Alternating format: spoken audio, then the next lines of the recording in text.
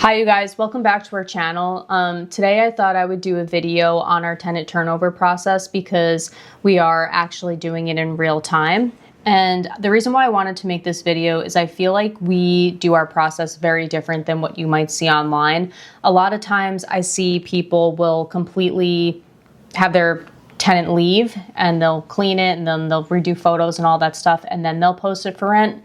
And then what ends up happening is you have vacancy time and you're being, in my opinion, reactive and not proactive when you do that. So our process, and this might sound extreme, but it typically starts 6 to 5 months in advance before your lease is about to expire. And what I always do is I have every Martin Luther King weekend, everyone gets the same message. It's either we would love to have you stay, or we would love to have you stay and this is going to be your rent increase.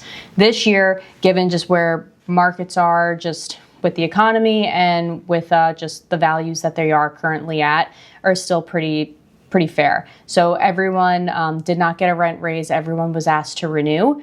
And we have a couple scenarios going on right now. Typically what I do is I send a message over email and I say, hey, we thank you for being such wonderful tenants. We would love to have you stay and keep you at your current rate. Please let us know in the next 30 days if you want to, what your plans are, if you want to renew or if you're going to leave. And the reason why I do that is it's not to create a sense of false urgency. It's truly for me to be proactive with listings, getting inquiries, and filling the unit as quickly as possible once their lease ends on, in this case, May 31st.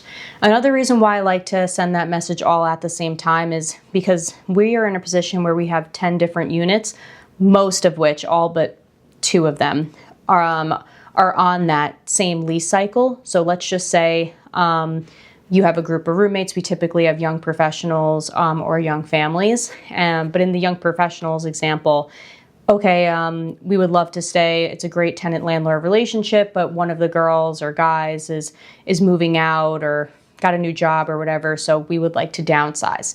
And when you have everyone on the same lease schedule and you have different variables of units for them to choose from, you can keep them within your own network. So that's why I like to do that. I also have this step-by-step guide in a PDF in the description box below, but I thought it would be cool to kind of walk you through this in real time. So today is that 30 days. They were supposed to let me know if they're renewing or not.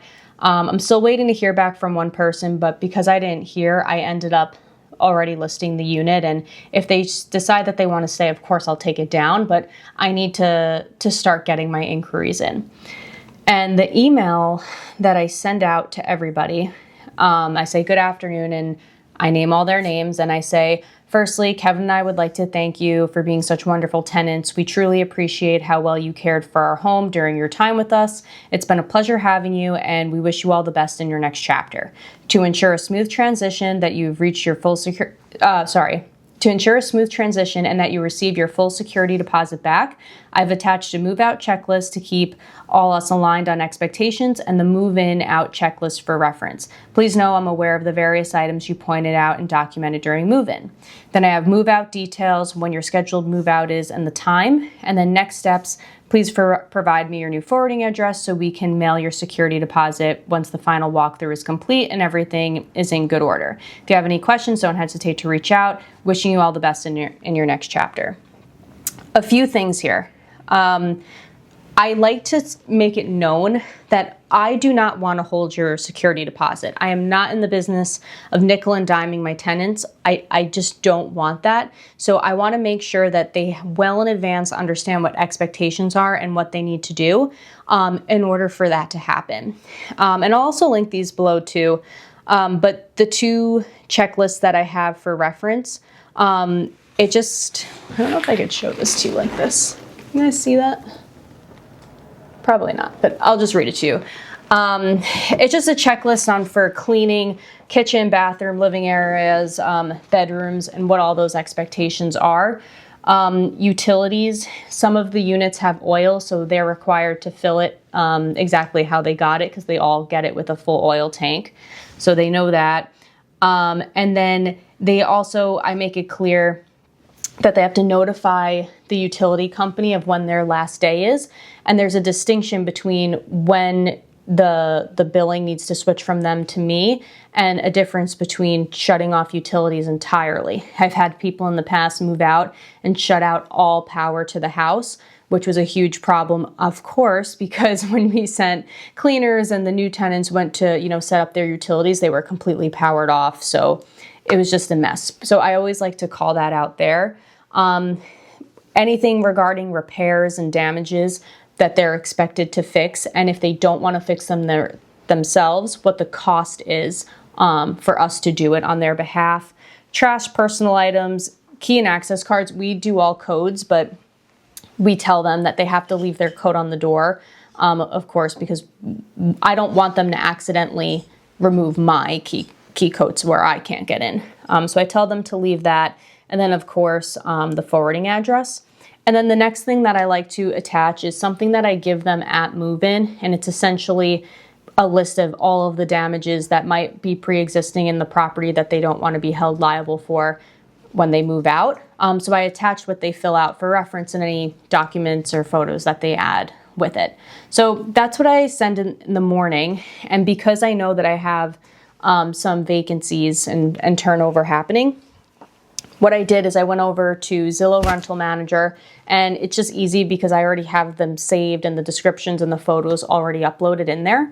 But I just hit publish, and now we're live on Zillow, and I've been getting inquiries. Something that I used to not do, which I do now, is I use Google Voice Number, and it's really nice because you have the app on your phone, if I could find it here, and it's a really great way to just remove your personal cell phone from any potential applicants and just create that separation right from the start. And you can text through there as well, which is really great. So what I'm doing is I'm getting the leads from Zillow Rental Manager on my phone, or some people are contacting that number directly. And then I'm sending them our tenant pre-screening form, which we'll get to in a bit. And we're back. So while I just did all those communications for our existing tenants, it's so important when you post your listing for rent that you're responding as fast as possible. And a great way to do that is to have notifications and especially the push notifications to your phone. That way I can respond to them immediately. And typically what I say,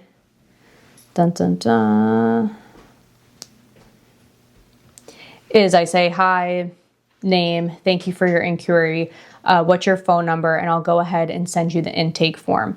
And this is something that we implemented. It's a pre-screening form, and what you'll find with people reaching out is you want to filter out who's serious and who's not. I do not want to go and waste my time, and especially my tenants' time, to coordinate, because of course they're still living there, to conduct the tours and for me to head down there. It's just not feasible to do that with people that are not serious. And typically when there's that extra step of filling out a form, like the one I'm going to read you, like the questions we ask, if they're not serious, they're not going to fill it out. Another thing is that maybe someone is serious and they don't have the income requirement, they don't have the credit requirement, so you can deny them from the start without having to waste the time to show the property. Now, before people say all sorts of things, it's your responsibility to make sure that you don't put somebody in a bad financial situation. Of course, you would hope people would do that on their own, but I understand that times are tough and people are just doing the best that they can. So of course, if the income requirement isn't made, maybe they're a grad student working part-time, or maybe they, are going through a transition and they might be able to have a family member co-sign for them. That's totally fine. And that's a conversation that I have with them, but I have that conversation with them before I go and spend the time and get both of our hopes up. Their hopes up that, I met the landlord and everything's going great. And then for me, I don't want to get my hopes up that, oh great, I don't have to show this again. I have someone that's ready to go. So these are the questions that I ask. And I just do it in a Google form. So once they send me their cell phone number, I just send them the link. And this is something that every single person has to fill out, or any adult, I should say, has to fill out. So their full name, their email address, their phone number, how many total people will be living in the unit, why are you looking to move, have you ever been evicted, what's your combined verifiable income, will you be using Section 8, what is each person's profession, what is each person's credit score, do you have any pets? And then it's like a long form where they could say what it is and all that kind of stuff. What's your ideal move-in date? I can't even tell you how many times I've listed on Zillow available June 1st, and people go, well, I need March 1st. It's like, okay, well, I can't help you. So I always put that in there. How long do you plan on living in this home? And I have like multiple choice, either like 1 year, 2 to 3, or 3+. And anything else that you would like to know. So once I send this to them, they fill it out. I shoot them a text and say, hey, like, we'd just love to chat with you over the phone. I think it's important when it's your business and you're the owner to call them and let them know that you're a real person and you're not a management company, and you really want to start building that relationship with them. I essentially just go through everything that they filled out just to make sure everything sounds good. And then I always ask like that anything else you want me to know, because I get it. Things happen. Maybe you missed a student loan payment or something, and that's why your credit score is low. But when I run credit and background check later on, if they do formally apply, that'll come up, but I'll be able to see that they've made their payment histories and things like that. So I just ask them to be transparent about it, and I would say more often than not, people are. So what I just did is I sent this link to an applicant, and we'll wait to hear back to see. Oh, she said perfect. She goes, thank you so much. So I'll wait for her to fill this out, and then I'll touch back in. Okay, so this person is actually being really responsive, so I'll just update you in real time. So I sent them the link, and they said, thank you so much. Is good credit required for the property? Like, yes, but this is where, again, there's the ability of nuance, right? So I'm saying if you're able to have a cosigner, we can talk about it. Because a lot of times, and especially in the market that we're in, and obviously I can't tell from just like a phone number and someone's name, but in this area, 9 times out of 10, they're a student and they have student loan debt, and that's why their credit is low. There's always nuance. And I think that's the difference when people want to choose to rent from like a mom and pop landlord versus like a bigger enterprise, like person. There's no area, sorry, I don't know why I can't speak. There's no room for nuance in those situations. Whereas when it's a mom and pop situation, there's a little bit more flexibility and people prefer that. So she says, I might. Thank you so much. I'll fill out the forms by tonight, the latest. Awesome. Thank you so much. Let me know when you fill it out and we can talk over the phone. Perfect. So this might be a great lead. It might not, but we'll see what happens. You're going to have to go through, a few different inquiries until you get the right one, of course. But yeah, we'll see how it goes. All right, you guys, I wanted to check back in. It's been a few hours since both of the postings have gone live, and I've just spent some time reviewing the applications, and we have a couple really great people. So I'm very excited about that.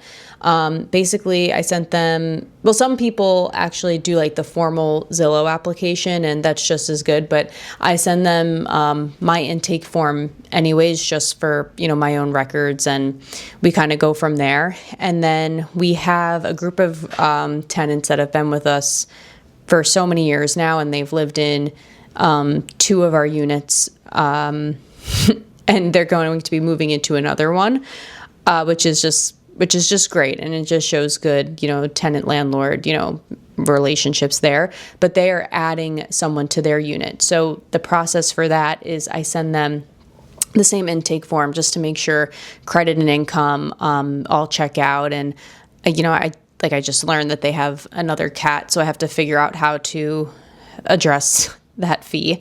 But anyway, so what I've been working on for that unit is coordinating a time for that group to schedule a tour for this weekend, because I don't want to be having to go back and forth to the area 100 times. So I'll go ahead and continue scheduling that, and then if they all agree that they want the property, I'll send that new tenant credit and background check, and I'll send them the lease right away and just kind of lock that in and set it and forget it. So far so good. I'm going to close this video here. I want to keep these kind of raw and organic and in real time, and kind of show you the true behind the scenes of how long certain processes take. Or in this case, it was pretty low lift so far. But yeah, so far so good. So in the next video, what I will show you is the aftermath of gathering all of the applications and scheduling the tours. And then from the tours, credit and background check who we're going to select, and sending out leases and how we go about doing that all digitally through collecting signatures and security deposits and all that stuff. So thank you for watching. I hope this was helpful. And again, if you want to kind of skip ahead and not watch this in real time, and if you're going through it, there's a link in the description below of my entire process and every single email and template that I use. Take care.